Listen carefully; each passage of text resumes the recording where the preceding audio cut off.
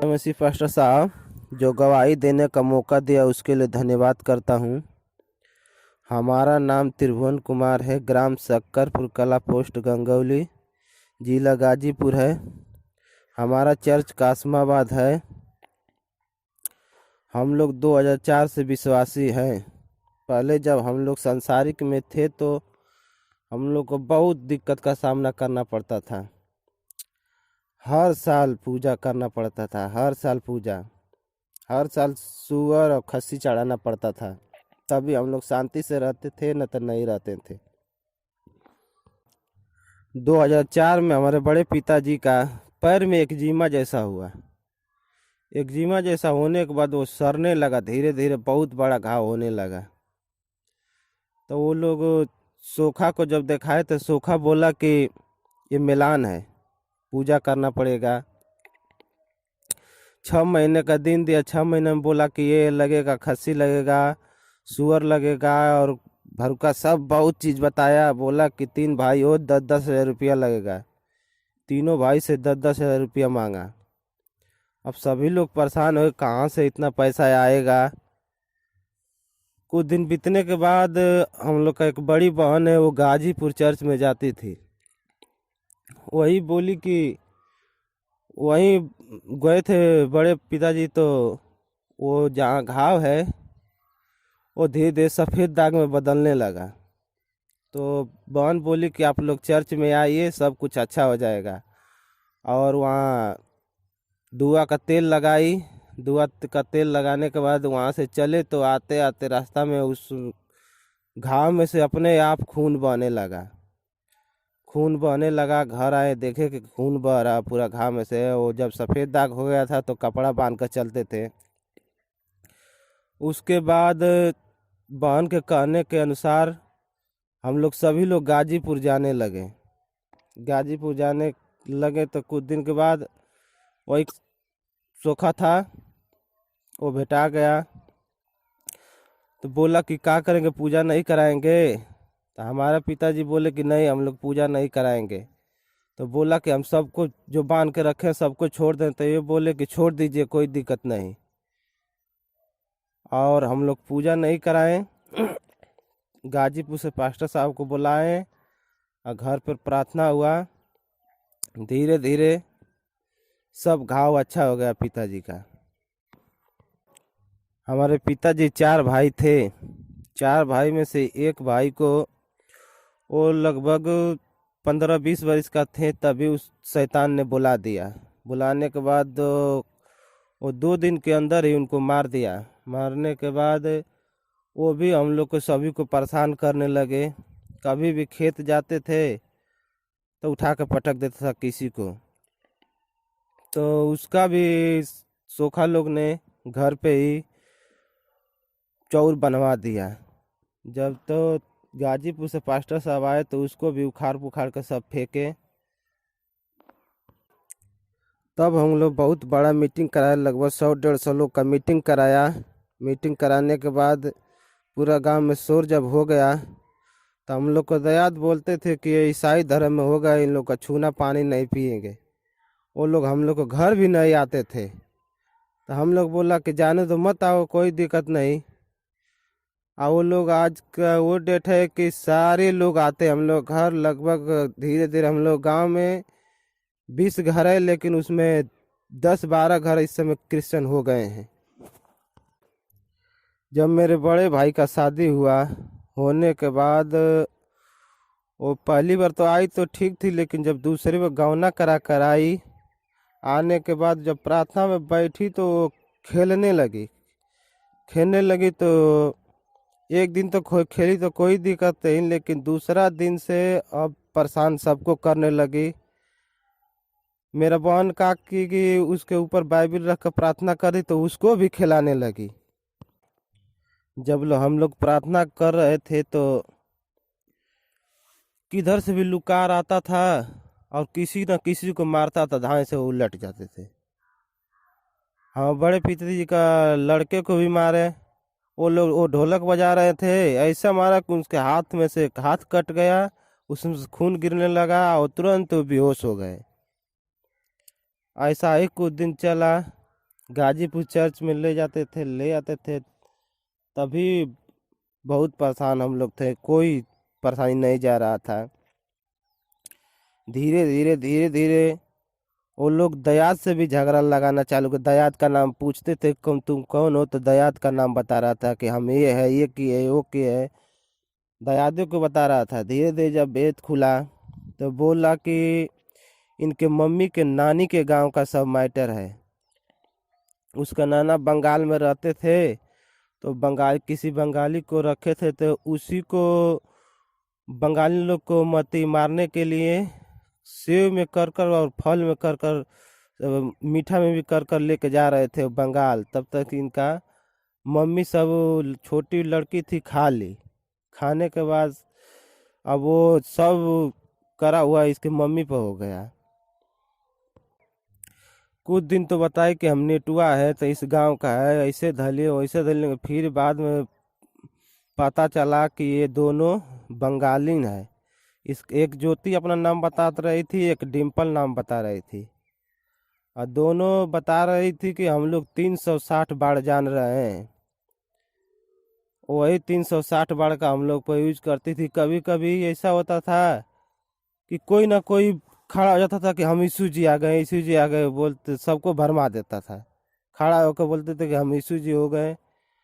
अब ऐसे बहुत दिन चला, और फिर कुछ दिन के बाद मेरे भाभी ने कहा कि खेलते खेलते सबका बार थोड़ा थोड़ा सबका काट कर का कर दी कि सबका उसके, और जो कहती थी सब लोग करते थे, सबका बार काट ली। जो वो कहती थी सब वही लोग करते थे। करने के बाद जब हम लोग का खाना बनता था, तो हमारा एक छोटा भाई था 5 बरस का, वो 4-4 5-5 लिट्टी खा जाता था। उस दिन ये हालत हुआ उस साल कि हम लोग का पूरा घर में का अनाज भी खत्म हो गया। लास्ट में खरीद खरीद कर खाना पड़ा, वो भी दिक्कत बहुत सामना करना पड़ गया। धीरे धीरे धीरे धीरे जब ये मैटर शांति हुआ, जब हम लोग घर में प्रार्थना कराए, तब वहाँ से कुछ हम लोग को शांति मिला। जब सभी लोग गाजीपुर चर्च में जाते थे, तो ईसीपुर से ट्रेन पकड़ कर जाते थे गाजीपुर, और उधर से लौटने के बाद ईसीपुर स्टेशन न उतर कर वो लोग का दिमागे नहीं काम करता था, चले जाते थे ढोड़ाडी, नहीं तो किरंदीपुर। फिर वहाँ से उतर कर टेम्पो वेम्पो किसी तरह पकड़ कर फिर घर आते थे। ऐसे कई बार हो गया। फिर एक दिन शैतान ने कहा कि हमारे की बड़ी भाभी को शाम जही अंधार अंधार हुआ ते ही वो उसका मती घुमाकर लेकर चला गया गंगौली। गंगौली से फिर बस धली और धक्का चली गई ईसीपुर। ईसीपुर से जाकर ट्रेन धक्का चली गई किरंदीपुर। किरंदीपुर जाकर जब होश हुआ उनका, तो रो रही थी कि हम कहाँ चले आए। तो वो रो रही थी, तो एक पंडित भेटाया। पंडित बोला क्यों रो रही है, तो बोल रहे कि हम मालूम नहीं हम कहाँ चले आए हैं। तो वो लेकर अपने घर गया, बोला कि घर बताओ कहाँ तुम्हारा घर, तो बताई। फिर बताई कि हमारा नैहर यहाँ पड़ता है। तो वो उसके गांव के बगले का पंडित था, वो लाकर फिर उसके मायके छोड़ा। मायके छोड़ने को इधर हम लोग सभी लोग परेशान थे। रात भर कोई इधर साइकिल लेकर खोज रहा, कहीं उधर साइकिल लेकर खोज रहा। फिर सुबह जब उनके मायके गए तो वो भेटाई, तो लेकर आए। लेके आने के बाद वो सारा दास्तान बताई। बताने के बाद फिर वो शाम को खेलने लगी। तो शैतान सब बताया कि हम ही ले गए हैं, ऐसे किए वैसे किए। लगभग 2 साल तक परेशान किया। कुछ दिन अच्छा रहती थी, तो कुछ दिन काम करते करते वो शैतान आकर उसको भरभुत्तो कर देता था। एक बार खाना बना रही थी, तो खाना बनाते समय पूरा वो चीना खींचने लगी। तो मम्मी बोली कि अरे इसको क्या होगा कि चीना खींच रही है। जब जा रही है तो कुछ बोले नहीं रही है। फिर सभी लोग मिलकर प्रार्थना किया। प्रार्थना करने के बाद वो अच्छी हुई। कुछ दिन बीतने के बाद जब हम बाहर गए, बाहर जाने के बाद वहाँ भी हमको बहुत दिक्कत का सामना करना पड़ गया। वहाँ जाने के बाद हम प्रार्थना करना ही कम कर दिए। जब प्रार्थना करना कम कर दिए तो कंपनी में जाते थे तो कभी इधर घाव लग जाता था, कभी उधर घाव लग जाता था। फिर हमने एक छोटा मशीन चलाया। मशीन चलाने के बाद वो तो ड्यूटी पे था तो ठीक था। फिर कुछ दिन के बाद हमारे को जब धीरे धीरे बड़ा पद भी मिला तो निजी मशीन लोग दे दिए कि जो करोगे वही मिलेगा। तो वो मशीन बार बार खराब हो जा रही थी। हम सोचा कि सबका मशीन चल रही है, हमारा चल ही नहीं रही है, खराब हो जा रही है। तो हमने प्रार्थना किया और फिर उपवास करने लगा। जब प्रार्थना उपवास करने लगा तो मशीन अच्छी चलने लगी, हम भी सबके बराबर काम करने लगे। फिर धीरे धीरे धीरे कुछ दिन के बाद हम 2016 में अपने गांव आए। गांव आने के बाद हमने 10 दिन के अंदर ही अपना दुकान खोल दिया। खोलने के बाद वहाँ भी हमने प्रार्थना में मजबूत था, प्रार्थना करता था तभी सोता था। उसके बाद जब हम 2017 में हमारी शादी हुई, शादी होने के बाद हमने पूरा विश्वास ही खो दिया। विश्वास खो दिया, प्रार्थना पूरा करना बंद कर दिया। प्रार्थना जब करना ही बंद कर दिया तो हमको बहुत दिक्कत का सामना करना पड़ गया। कभी काल को जब प्रार्थना भी कर रहे थे तो हमारा बीवी बोलती थी कि आप करिए, हम नहीं करेंगे, हम नहीं मानेंगे, और हमारा विश्वास डगमगा जाता था। वो लोग भी पहले से विश्वासी है, वो लोग भी गाजीपुर जाते थे। फिर जब कुछ दिन के बाद उनको टाइफाइड बुखार हुआ, होने के बाद एक वे को बेहोश हो गई, ऐसी बेहोश हो गई कि कोई होश, सब लोग कहे कि खत्म हो गई है। लेकर तब हम लोग गाड़ी द्वार पे थी, हम लोग तुरंत लाद लेकर भागे गाजीपुर। गाजीपुर जाने के बाद 4 होश वाली सुई लगा तो इसका होश आया। तो डॉक्टर लोग पूछा क्या हुआ है, तो बोले कि सर दर्द है। तो लोग सर दर्द का दवाई दिया। दवाई देने के बाद हम लेके आए तो पूरा इसका टाइफाइड बुखार तो मलेरिया सब कुछ निकलने लगा। फिर हमने कासमाबाद खूब दवा कराया, कासमाबाद दवा कराया, मऊ दवा कराया, तभी भी अच्छा नहीं हो रहा था। अपने ही मन से हमारी पत्नी बोली कि हमारे को चर्च में ले चलिए। तो हमने कासमाबाद चर्च में लेकर गया। ले जाकर वहाँ छोड़कर चले गए हम दुकान पर। फिर जब छुट्टी हुआ तो वहाँ से लौटे, लौट कर लाकर घर छोड़कर फिर दुकान पर चले गए। जब 2-3 एतवार गए तो पास्टर साहब बोले कि त्रिभुवन जी आपको आना पड़ेगा, आप नहीं आएंगे तो कोई फायदा होने वाला नहीं है। बस पत्नी को लाकर छोड़ दे रहे हैं और आप नहीं आ रहे हैं तो आपको फायदा कुछ भी नहीं मिलेगा, आपको भी आना पड़ेगा। तो हमने कुछ जवाब नहीं दिया। अपने मन में सोचा कि कर्म ही पूजा है, कर्म करेंगे तो सब कुछ हो जाएगा, पैसा कमाएंगे तो पैसा से हम सब कुछ कर लेंगे। फिर अपने मन में कहा कि मन चंगा तो कठौती में गंगा, मन अच्छा रहेगा तो सब कुछ अच्छा रहेगा। हम काम कर रहे हैं ना, काम करेंगे तो सब कुछ कर लेंगे। ऐसा हमारे साथ हुआ कि जितना हम कमाए थे सब हम गवा दिए, एक भी पैसा हमारे पास नहीं बचा।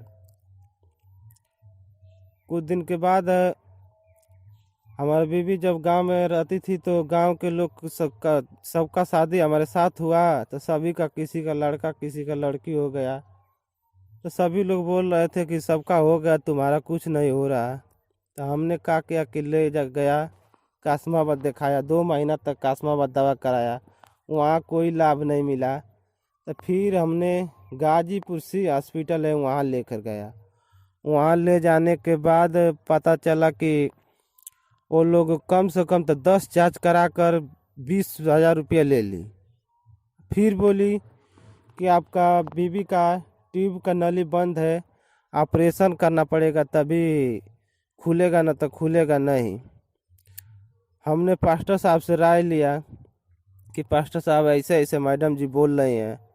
तो बोले कि आप ऑपरेशन मत कराइएगा, शरीर का मालिक प्रभु है, वो जो चाहेंगे वो कर सक दिखा देंगे, वो सब कुछ खोल कर दिखा देंगे। ऑपरेशन मत कर। हमने सोचा, हमने पास्टर साहब के सारा बात को ठुकरा दिया। हमने कहा कि नहीं, ऑपरेशन कराएंगे। पास्टर साहब बोले कि प्रभु राई को भी पर्वत बनाने वाले हैं, आप टेंशन मत लो। हमने बात नहीं माना, ऑपरेशन करा दिया। ऑपरेशन कराने के बाद डॉक्टर बोला कि ये ट्यूब का नली बहुत ज़्यादा बंद है, इसको बनारस लेके जाना पड़ेगा। अब वो बनारस में 1.5 लाख रुपया लगेगा। हम सुने और हमारा दिमाग खराब हो गया। हम बोले कि अब हम क्या करेंगे, कहाँ से 1.5 लाख रुपया लाएंगे। फिर वो लोग तो मलहम पट्टी कर दिया। मलहम पट्टी करने के बाद जितना बिल हुआ सब अपना बिल लगभग वो लोग 50-60 हज़ार हुआ, सब जोड़ जाड़ कर ले लिए। लेने के बाद 3 महीना तक किसी तरह घाव सही हुआ। फिर हमने फातिमा हॉस्पिटल मऊ में दिखाया, वहाँ भी 1 महीना दवा कराया। वो भी मैडम बोली कि नहीं नहीं, यहाँ नहीं होगा, इसको बनारस लेके जाना पड़ेगा, वो दूसरा नली लगेगा तभी होगा। फिर कुछ लोग बताए कि बगल में नारनी सिंह है, उसको दिखाए, वो भी उसको भी दिखाए, तो वो भी बोले कि नहीं, बनारस लेके जाना पड़ेगा। हम बहुत झंख मार कर आ गए घर। बोले कि चलिए जाने दीजिए। बहुत हम सोचते थे कि हमारा बच्चा नहीं होगा, हम क्या करेंगे। फिर हमने चर्च आना जाना चालू कर दिया। आने जाने के बाद 2 महीने के बाद हमारे बीबी के घर में बच्चा पड़ गया। उसके बाद हम चर्च से आते जाते रहे। आने के बाद एक दिन संडे को हमने चला गया मऊ बाजार करने। बाजार करके शाम को आया। आने के बाद हम चले आए घर। रात में 1 बजे हमारी दुकान चोरी हो गई। दुकान जब चोरी हो गई तो वहाँ हमारा लगभग 1 लाख का माल था, वो पूरा उठा कर लेके चले गए। फिर हमने मन में सोचा कि हम संडे को नहीं गए हैं, संडे को चर्च में जाते तो ऐसा नहीं होता। कुछ दिन के बाद मेरा बीवी का भी गर्भपात हो गया और हम लोग मुसीबत में पड़ गए। हमको कुछ दिमाग नहीं काम कर रहा था। पास्टर साहब बोले कि टेंशन मत लीजिए त्रिभुवन जी, प्रभु अभी दिखाया है कि हम कर कर दिखा देंगे। और फिर हमने एक बहुत सुंदर नींव लगाया था। वो जो लोग आ रहे थे बोल रहे थे कि बहुत सुंदर नींव है, बहुत सुंदर नींव है। वो भी एक दिन आंधी आई, पानी आई, पूरा गिर गया, साफ हो गया। हम सोचे कि पूरा चारों तरफ से हमको परेशानी है, परेशानी हमको समझ में नहीं आ रहा। फिर हमने चर्च जाना नहीं छोड़ा। जाते जाते फिर लगभग 2-3 महीना और बीता, फिर घर में बच्चा पड़ा। हमने चर्च में जाता रहा, आता रहा। धीरे धीरे लगभग पूरा 9 महीना हुआ। हमने मन्नत मांगा कि हे पिता, हमारा बच्चा नॉर्मल पैदा हो जाएगा तो हम बहुत बड़ा मीटिंग कराएंगे। हमारी लड़की लॉकडाउन में भी नॉर्मल पैदा हुई घर पे। सभी का, हमारे गांव में जितने लोगों, सभी का, किसी का हॉस्पिटल में ऑपरेशन से बच्चा पैदा हुआ, किसी का हॉस्पिटल में हुआ है, नॉर्मल हुआ तो हॉस्पिटल में हुआ। हमारी लड़की घर पे ही पैदा हो गई। उसके बाद हमने जब प्रार्थना या घर पे कराया तो हम 150 आदमी का व्यवस्था किए थे। 150 आदमी का व्यवस्था करने के बाद हमने 40 किलो मुर्गा मंगवाया था और सब व्यवस्था किए। और जब लोग खाए तो 250 से अधिक हमारा पत्तल ख़त्म हो गया। हमने सोचा कि अरे यार, हम तो 150 का व्यवस्था किए हैं, इतना पत्तल भी ख़त्म हो गया, इतना लोग खाए, हमारा राशन भी बच गया, मुर्गा भी बच गया था, रोटी भी बच गया था। हमने सोचा कि प्रभु का महिमा है, सब हुआ है। प्रभु का महिमा नहीं रहता तो इतना बचता नहीं। जैसे हमारा भाई 5 बरस का भाई था, 4-4 लिट्टी खा जाता था, वैसा नहीं है। प्रभु के महिमा से सब कुछ हमारा बच भी गया। 250 लोग खा लिए, 100 लोग अधिक खाए हैं। कुछ दिन के बाद हमारा पत्नी बच्ची को बाँह पकड़ के उठाई, बस उसका बाँह पूरा आवाज़ कर दिया। आवाज़ करने के बाद वो बाँह छूने नहीं दे रही थी। हमने बहुत टेंशन किया, पास्टर साहब को फ़ोन किया, प्रार्थना करवाया, हम भी प्रार्थना किए। उसको हम सोच रहे थे कि हम कहाँ ले, छोटी बच्ची है उसका वहाँ कहाँ ले जाएगा, कोई ले कहीं ले जाएंगे तो कोई कैसा कर देगा कैसा नहीं। सुबह होते होते हमारी बच्ची सुरक्षित खेलने लगी। फिर 9 माह होने के बाद जब हमारी बच्ची 9 माह की थी, फिर हमारी बीवी के घर में बच्चा हो गया। हमने सोचा कि अब तो हम लोग क्या करेंगे, अभी हमारी बच्ची छोटी है, फिर घर में बच्चा हो गया। हमने पास्टर साहब से राय लिया कि पास्टर साहब ऐसे ऐसे हो गया, हमारी बच्ची छोटी, हम क्या करें। पास्टर साहब बोले कि ऐसा गलती नहीं करना, जो आप साफ करने में पैसा लगाओगे वो अपने बच्ची पर लगाना और उसको रहने दो। फिर हम भी अपने मन में सोचा कि अगर ऐसा गलती कर देते हैं तो पहले तो परीक्षा में पढ़े थे, फिर भी हम परीक्षा में पढ़ जाएंगे, फिर दोबारा सोचेंगे कि ऐसा हो जाए तो नहीं होगा। किसी तरह 9 माह बीता। हमने फिर प्रार्थना माना कि हमारा बच्चा नॉर्मल हो जाएगा, तो बड़ा तो नहीं लेकिन छोटा प्रार्थना कराऊंगा। डेट के हिसाब से हमारी बच्ची 9 माह 4 दिन में पैदा हो गई। और वही बच्चा हमारा पूरा 10 माह लेकर चला गया। हम लोग बहुत दिमाग टेंशन हो गया, हमारा बच्चा क्यों इतना लेट कर रहा। हमने पास्टर साहब से राय लिया, पास्टर साहब बोले कि चलिए ठीक है हम लोग प्रार्थना कर रहे हैं।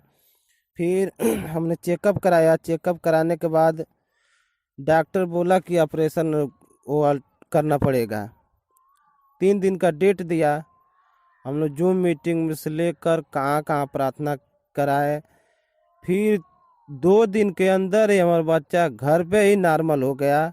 हम लाख लाख धन्यवाद करते हैं कि 2022 में हमको डबल 2 का आशीष मिला।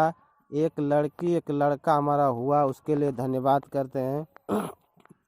और फिर हम छोटा प्रार्थना घर पे कराएंगे। प्रभु का धन्यवाद करते हैं कि अभी तक हमको प्रभु ने बचा संभाल कर रखे हैं। जब मैं संडे को नहीं जाता हूँ चर्च, तो दुकान पे जाता हूँ तो लगता है कि जैसे एक बोल्ट खोलने में खुलता ही नहीं है। और जब चर्च से होकर हम जाता हूँ तो बोल्ट भी तुरंत खुल जाता है और काम भी फर्स्ट क्लास का रहता है। जब जब हमने गलती किया है तब तब प्रभु ने हमारे को घिसराया है। जैसे किसी का 10 भेड़ में से एक भेड़ कहीं चली जाए तो जाता लाने के लिए, तो घिसराता हुआ मारता हुआ लाता है, नहीं आती है तो।